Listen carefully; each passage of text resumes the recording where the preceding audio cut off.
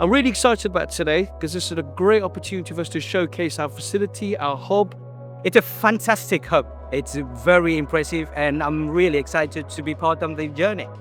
I think we've taken a lot of what the wider group have got in Europe and across the world, and we brought it into one building here. State of the art, we're really pleased with it. It's a celebration for our customers, really, and for our people. We want to showcase to them just what we're all about, and it's a good opportunity to showcase this fantastic facility.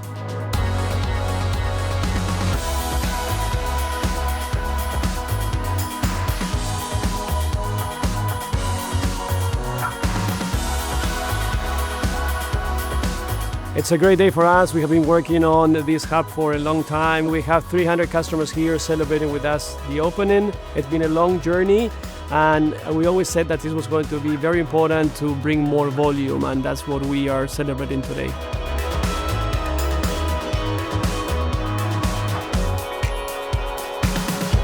What I've enjoyed most about today is the smile on people's faces, if I'm honest. We've had some fantastic feedback from staff and customers. I do generally think our customers are going to take away that we care, and I think that personal element and the personal touch point has really come across.